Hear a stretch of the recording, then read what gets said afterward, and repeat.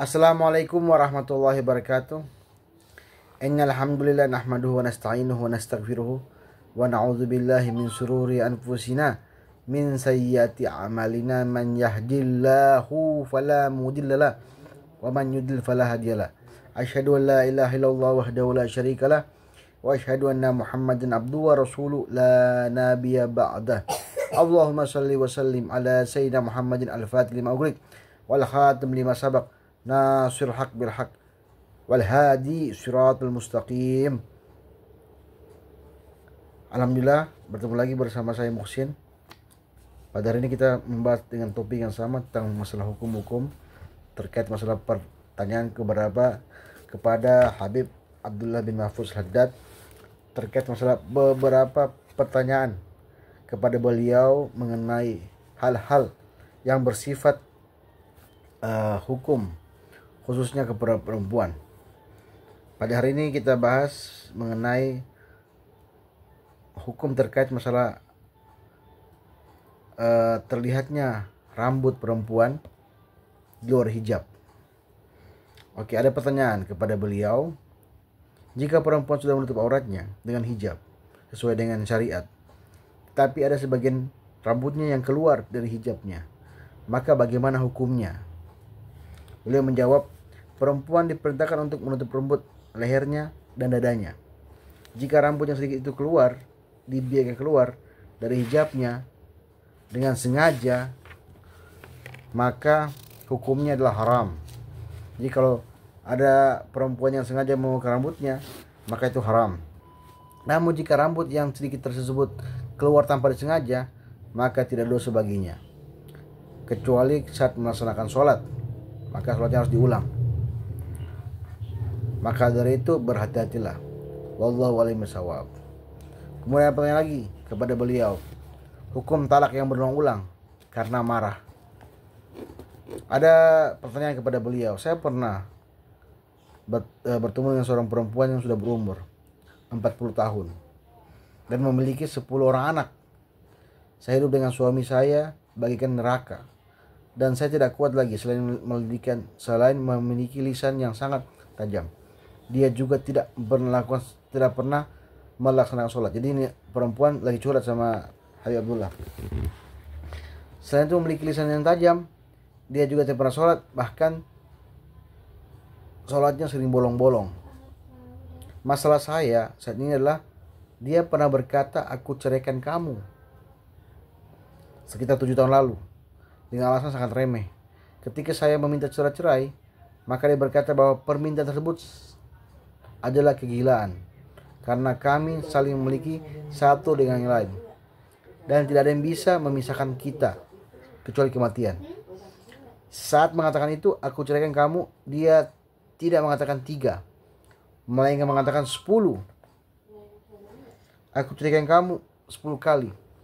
Jika sudah memasuki waktu sore, maka kami pun mulai bertengkar. Hampir setiap hari seperti itu. Sekarang saya ingin mencari solusi kepada Ustadz Abdullah.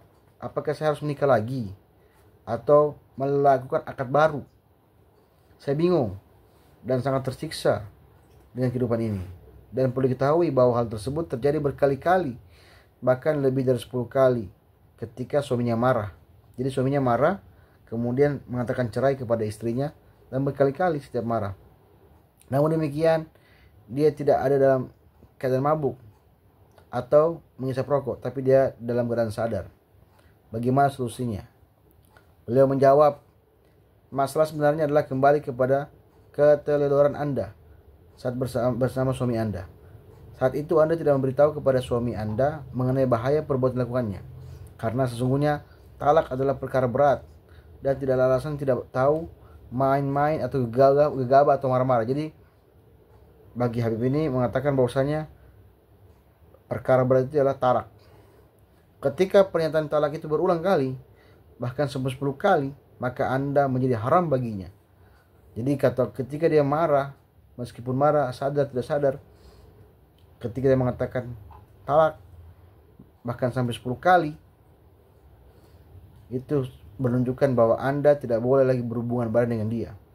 Tidak boleh rujuk dan memperbanyak akad. Sedangkan masalah muhallil sangat berbahaya. Karena Nabi bersabda, la'anallahul muhallil wal muhallala lahu. Allah melaknat orang-orang yang menjadi muhallil dan muhallal lahu.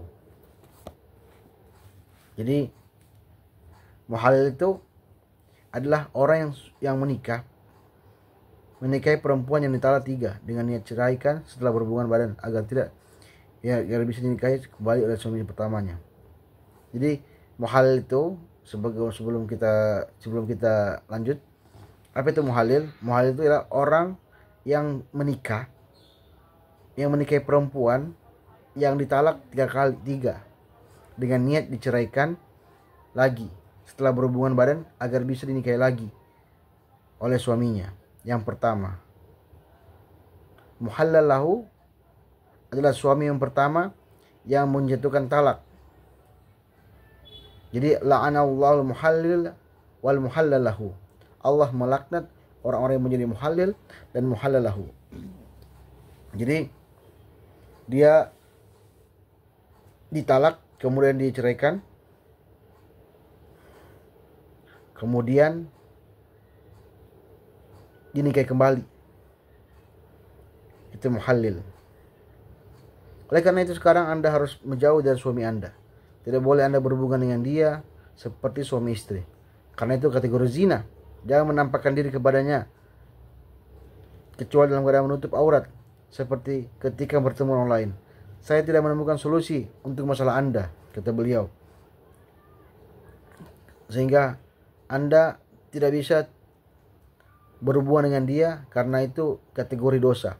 Jalan keluar paling ringan adalah menggunakan muhallil, karena ada sebagian ulama memperbolehkannya, namun mayoritas ulama melarang perbuatan tersebut karena muhallil itu sangat berbahaya. Jagalah diri Anda. Ketahuilah bahwa diri Anda telah haram bagi suami Anda. Biarkan saja dia mencari solusi lain. Jika Anda melakukan hal tersebut dari awal terjadinya, maka tidak akan terjadi masalah seperti ini. Karena yang menanggung dosanya adalah diri Anda sendiri.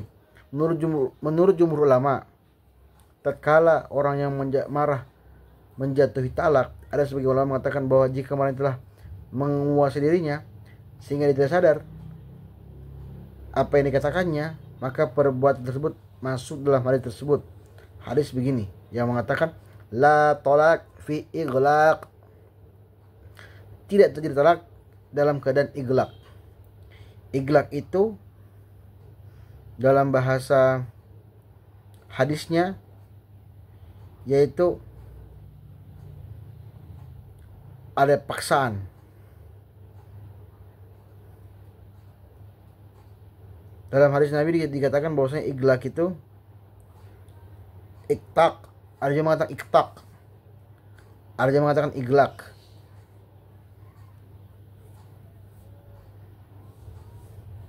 Jadi la talak fi iglaq, tidak ada talak dalam keadaan marah. Ada yang mengatakan begitu. Seperti itu. Jadi tapi itu hadisnya gharib atau asing.